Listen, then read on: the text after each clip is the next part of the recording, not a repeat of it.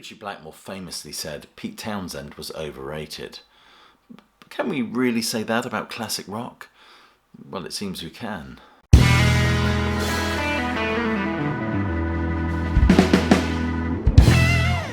Welcome, classic rock fans, to a top 10 list, and more importantly, a top 10 list compiled by you miserable bastards.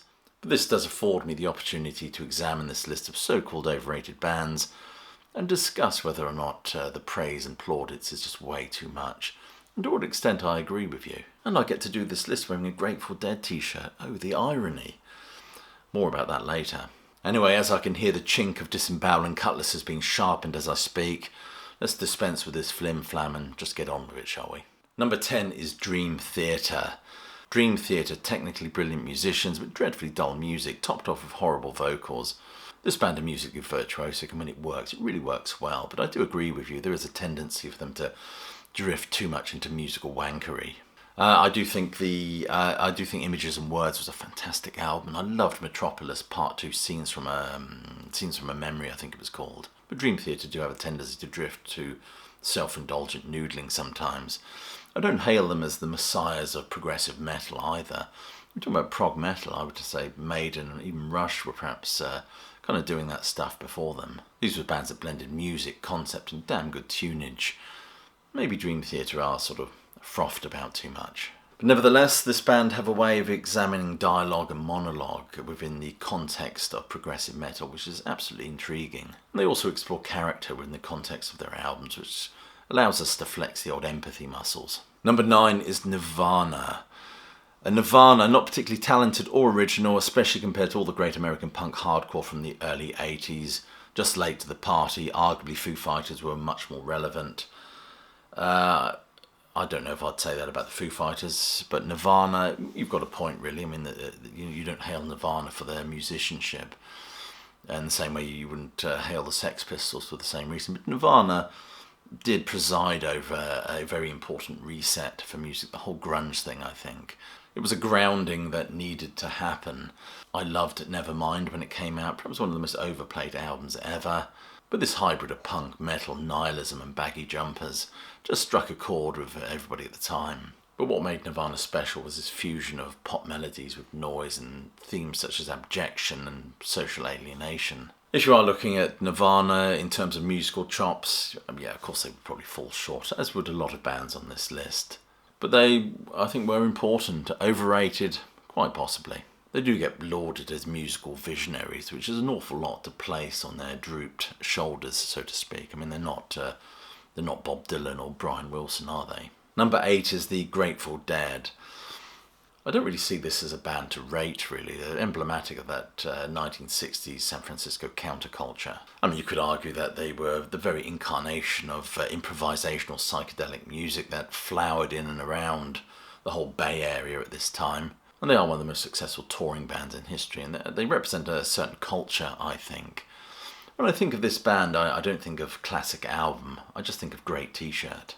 And I say that as someone who loves the Grateful Dead as well, you know, because I've often spoken about them. But they're a band that represent a sprawling ill-discipline, indolence as well, perhaps. Just what I need in the summer when I'm sat out there with a cold beer listening to New Potato Caboose. Number 7 is Led Zeppelin. Led Zeppelin and Grateful Dead never understood the hype surrounding them. Well, I think with Led Zeppelin, they're an incredibly influential and important band. They were great musically and vocally, I think. I wouldn't consider them overrated, to be honest with you. I certainly don't like the way they were using other people's material and not giving credit. I know a lot of other bands were doing that as well, but Led Zeppelin are famed for it. And the whole Burt Jansch episode really leaves a bitter taste in my mouth. But I do recognise their musical brilliance, when it wasn't stolen from others, of course.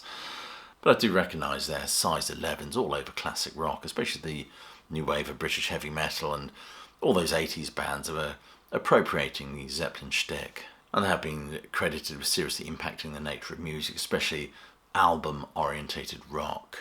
And they were special in the way they appropriated metal and hard rock with sort of hippie mysticism and more acoustic elements. Number 6, Oasis. Without a doubt, Oasis.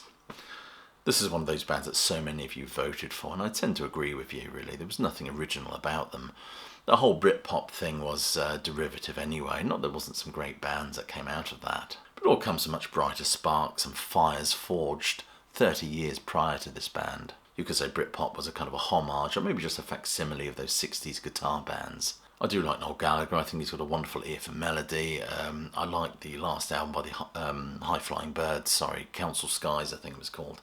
Really enjoyed that album. I even quite like some of Liam's solo stuff. But that kind of Parker-wrapped spit and swagger grows old very quickly, I think. Number 5 is the Velvet Underground. The Velvet Underpants, absolute tripe. I have some sympathy with the point you were making. This band were not particularly remarkable in terms of their musicianship, but that wasn't the point. This was a point, of course, Malcolm McLaren picked up many years later. But this band was so important in terms of their influence, and I quite like John Cale, to be honest with you. I rather like his new album. I think it's brilliant. And I feel the same way about the Stooges. Not musically brilliant, but incredibly important. From all the art rock of the 70s, new wave, punk, all these bands are kind of looking over their shoulders, I think, at the Stooges and definitely the Velvet Underground. But that quote attributed to Brian Eno that not many people bought this album, but those that did went on and formed a band, is quite pertinent here. That primal guitar sound and urban noir lyrics, influenced very much by the avant-garde and art, inspired the punk and alternative rock movement of the 1970s and 80s. Number 4 is Rush. Rush, technical music with no soul. Kiss, subpar music with a gimmick. I haven't put Kiss on this list, as much as I actually quite like them, to be honest with you, because I don't really consider Kiss to be a particularly rated band anyway. And I don't agree with you regarding Rush, because unlike Dream Theater, there was always a sense of emotional denouement with this band, probably thanks to Neil Peart and his absolutely brilliant writing. Peart's writing gives this band the perfect foundations in order to be Rush. Themes based on philosophy and literature. It really gives this music an intellectual and spiritual grounding. And unlike Dream Theater, they have some great tunes as well. Farewell to King's Time, Stand Still, Limelight, Entre Nous. The list just goes on and on. But they're known for their lyrical motifs and complex musicianship, drawing heavily on science fiction, fantasy and philosophy. And they've certainly provided the foundations for what would later become progressive metal. Number 3 is Pink Floyd. Pink Floyd, 2 good albums amongst a ton of dross. Pink Floyd, how very dare you, sir?